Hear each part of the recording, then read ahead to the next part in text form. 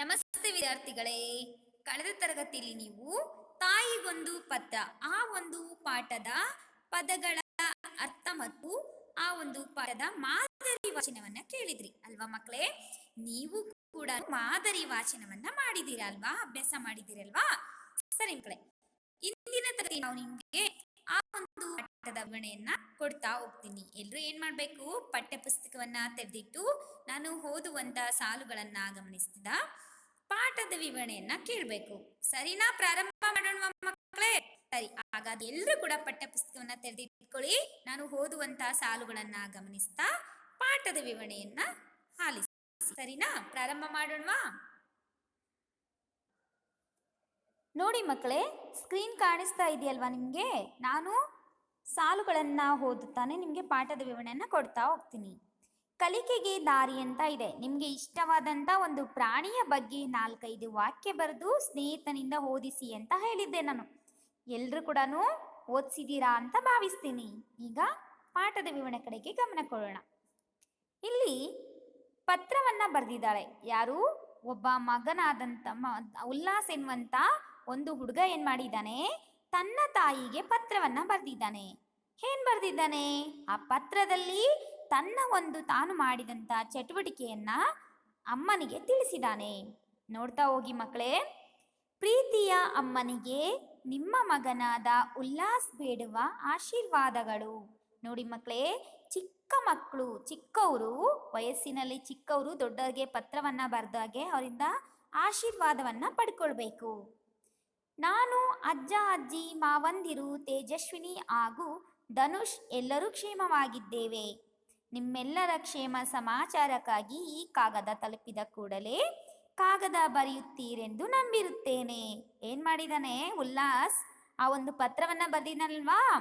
ನಾನು, ಅಜ್ಜ, ಅಜ್ಜಿ, ಮಾವಂದಿರು, ತೇಜಸ್ವಿನಿ ಮತ್ತು ಧನುಷ್ ಎಲ್ಲರೂ ಕೂಡ ನಾವೇನಾಗಿದ್ದೀವಿ? ತುಂಬಾ ಚೆನ್ನಾಗಿದ್ದೀವಿ, ಕ್ಷೇಮವಾಗಿದ್ದೀವಿ. ನಿಮ್ಮ ಕ್ಷೇಮ ಸಮಾಚಾರವನ್ನ ಕುರಿತು ನನಗೆ ಕಾಗದವನ್ನ ಬರೀರಿ ಅಂತೇಳಿ ಕೇಳ್ತಾ ಇದ್ದಾನೆ. ಅಮ್ಮ, ಈ ದಸರೆ ರಜೆಯಲ್ಲಿ ಅಜ್ಜ ನಮ್ಮನ್ನು ಮೈಸೂರು ದಸರೆಗೆ ಕರೆದುಕೊಂಡು ಹೋಗಿದ್ದರು. ದಸರೆ ಮೆರವಣಿಗೆಯಲ್ಲಿನ ಸ್ತಬ್ಧ ಚಿತ್ರಗಳು, ಕಲಾ ತಂಡಗಳ ಪ್ರದರ್ಶನಗಳು ಆಕರ್ಷಕವಾಗಿದ್ದವು. ನೋಡಿ ಹೇಳ್ತಾ ಇದ್ದಾನೆ ಉಲ್ಲಾಸ್ ಅಮ್ಮನ್ಗೆ. ಅಮ್ಮ, ದಸರೆ ರಜೆ ಇತ್ತಲ್ವಾ, ಆಗ ನನ್ನ ಅಜ್ಜ ಏನ್ ಮಾಡಿದ್ದ? ನಮ್ಮೆಲ್ಲರನ್ನು ದಸರಾಗೆ ಕರೆದುಕೊಂಡು ಮೈಸೂರಿಗೆ ಹೋಗಿದ್ರು. ದಸರಾ ಹಬ್ಬವನ್ನ ಆಚರಣೆ ಮಾಡಲಿಕ್ಕೆ, ಅಲ್ಲಿ ಮೆರವಣಿಗೆಯನ್ನ ನೋಡ್ಲಿಕ್ಕೆ. ಅಲ್ಲಿ ಮೆರವಣಿಗೆಯಲ್ಲಿ ಏನೇನೆಲ್ಲ ಇತ್ತು ಗೊತ್ತಾ? ಸ್ತಬ್ಧ ಚಿತ್ರಗಳು ಇದ್ವು, ಕಲಾ ತಂಡಗಳ ಪ್ರದರ್ಶನಗಳೂ ಇದ್ವು.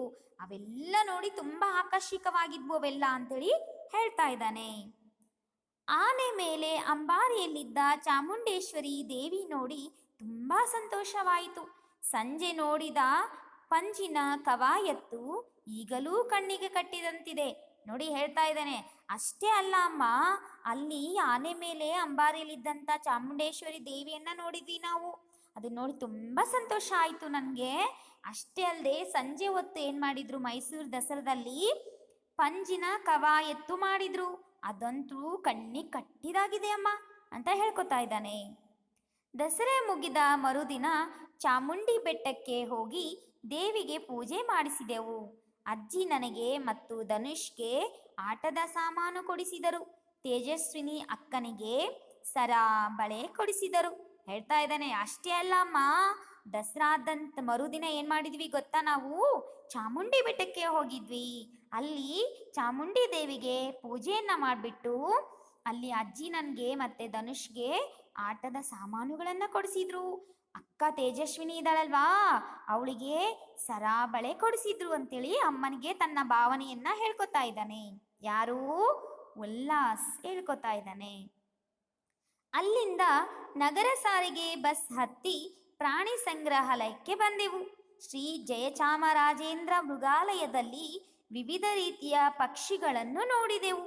ಬಣ್ಣ ಬಣ್ಣದ ಹಕ್ಕಿಗಳು, ಅವುಗಳ ಚಿವ್ ಚಿವ್ ಧ್ವನಿ ಕೇಳಲು ಸುಮಧುರವಾಗಿತ್ತು.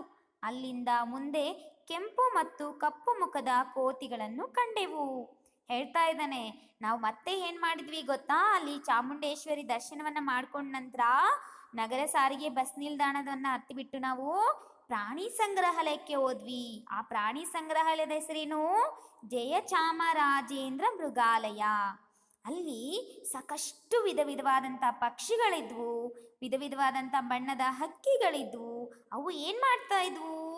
ಚೂ ಚೂ ಚೂ ಅಂತೇಳಿ ಧ್ವನಿ ಕೇಳಕ್ಕೆ ತುಂಬ ಚೆನ್ನಾಗಿತ್ತು, ತುಂಬ ಇಂಪಾಗಿತ್ತು, ತುಂಬ ಸುಮಧುರವಾಗಿತ್ತು. ಅಲ್ಲಿಂದ ಮುಂದೆ ಹೋಗ್ತಾ ಇದ್ವಲ್ವ ನಾವು, ಅಲ್ಲಿ ಏನು ನೋಡಿದ್ವಿ ಗೊತ್ತಾ ಅಮ್ಮ?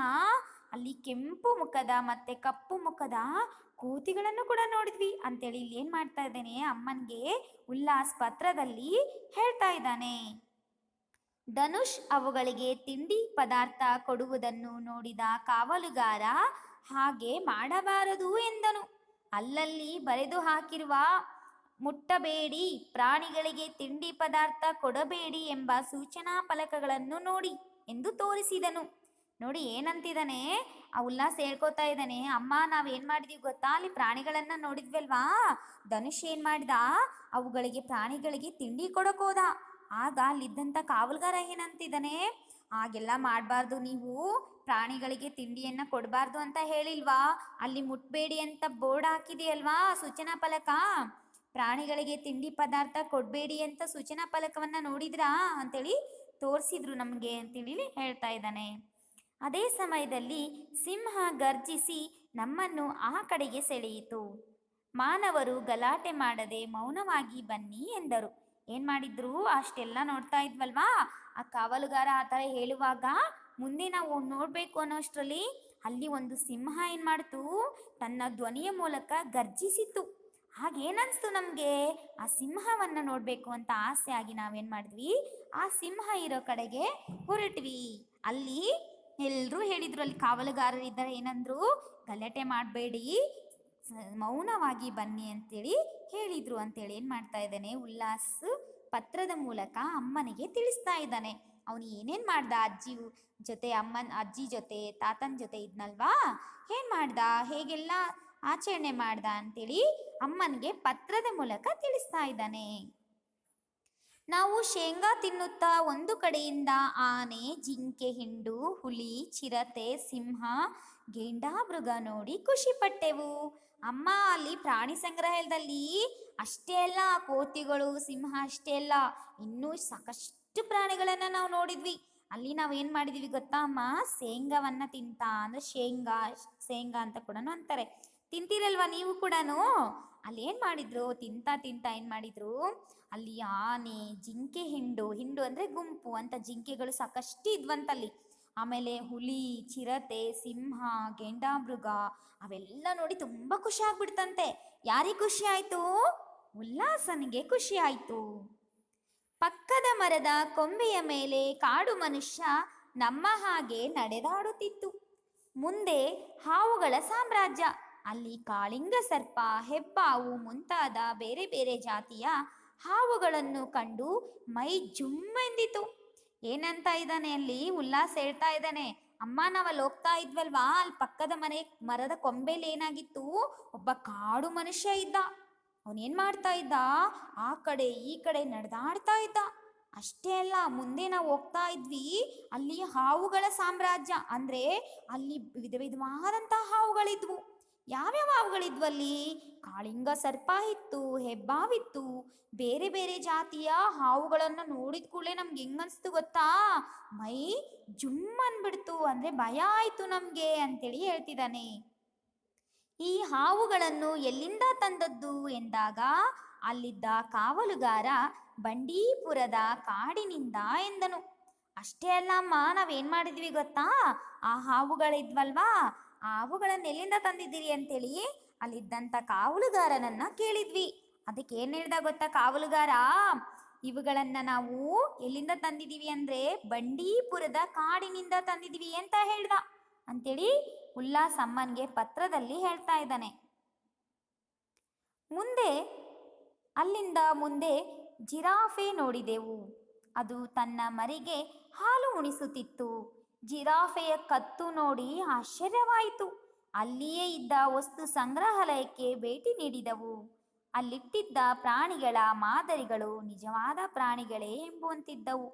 ನೋಡಿ ಅಷ್ಟೇ ಅಲ್ಲ ಅಮ್ಮ, ಅಲ್ಲಿ ಮುಂದೆ ಹೋದ್ವಿ ನಾವು. ಅಲ್ಲಿ ಮುಂದೆ ಜಿರಾಫೆ ಇತ್ತು. ಅದರ ಕತ್ತು ಏನ್ಮಿತ್ತು, ಎಷ್ಟು ಉದ್ದ ಇತ್ತು ಗೊತ್ತಾ? ಅದು ಉದ್ದ ಇತ್ತು ಜಿರಾಫೆ ಕಟ್ಟು. ಅದೇನ್ ಮಾಡ್ತಾ ಇತ್ತು, ತನ್ನ ಮರಿಗೆ ಹಾಲು ಉಣಿಸ್ತಾ ಇತ್ತು. ಅಷ್ಟೇ ಅಲ್ಲದೆ ಅಲ್ಲಿ ಒಂದು ವಸ್ತು ಸಂಗ್ರಹಾಲಯ ಇದೆ. ಆ ವಸ್ತು ಸಂಗ್ರಹಾಲಯಕ್ಕೆ ಹೋದ್ವಿ ನಾವು. ಅಲ್ಲಿ ನಿಜವಾದ ಪ್ರಾಣಿಗಳೇ ಎನ್ನುವಂತ ಒಂದು ಪ್ರಾಣಿಗಳ ಒಂದು ವಸ್ತುಗಳನ್ನ ಇಟ್ಟಿದ್ರು. ಅವು ನೋಡಿದ ತಕ್ಷಣ ಏನ್ ಅನಿಸ್ತಾ ಇತ್ತು ನಮ್ಗೆ, ಓ ಇವು ನಿಜವಾದ ಪ್ರಾಣಿಗಳೇ ಅಂತ ಅನಿಸ್ತಾ ಇತ್ತು ಅಂತೇಳಿ ಹೇಳ್ತಿದ್ದಾನೆ. ಇವೆಲ್ಲವನ್ನು ನೋಡುವಷ್ಟರಲ್ಲಿ ಸಂಜೆ ಆಯಿತು. ಆಮೇಲೆ ಅರಮನೆಯನ್ನು ನೋಡಿಕೊಂಡು ಊರಿಗೆ ಹಿಂತಿರುಗಿದೆವು. ಅಮ್ಮ, ಇಷ್ಟೆಲ್ಲ ನೋಡಿದ್ವಲ್ವ ನಾವು ಮೈಸೂರಿನಲ್ಲಿ. ಅಷ್ಟೆಲ್ಲ ನೋಡುವಷ್ಟೊತ್ತಿಗೆ ಏನಾಗ್ಬಿಡ್ತು, ಸಂಜೆ ಆಗೋಯ್ತು. ಅದಕ್ಕೆ ಏನು ಮಾಡಿದ್ವಿ ನಾವು, ಆ ಮೈಸೂರಿನಲ್ಲಿ ಅರಮನೆಯನ್ನು ನೋಡ್ಕೊಂಡ್ಬಿಟ್ಟು ಮತ್ತೆ ಊರಿಗೆ ನಾವು ಹಿಂತಿರುಗಿದೆವು. ಅಮ್ಮ, ಬಹಳ ಸಂತೋಷವಾಗಿದೆ ವಾಯಿತು. ನಾನು ಊರಿಗೆ ಬಂದಾಗ ಎಲ್ಲರೂ ಮತ್ತೊಮ್ಮೆ ಮೈಸೂರಿಗೆ ಹೋಗೋಣ. ತುಂಬ ಖುಷಿಯಿಂದ ಈ ಕಾಗದ ಬರೆದಿರುತ್ತೇನೆ. ಎಲ್ಲರಿಗೂ ನನ್ನ ನಮಸ್ಕಾರಗಳನ್ನು ತಿಳಿಸಿ. ನೋಡಿ ಏನಂತಿದ್ದಾನೆ, ಅಮ್ಮ ನನಗೆ ತುಂಬ ಸಂತೋಷ ಆಗ್ಬಿಟ್ಟಿದೆ.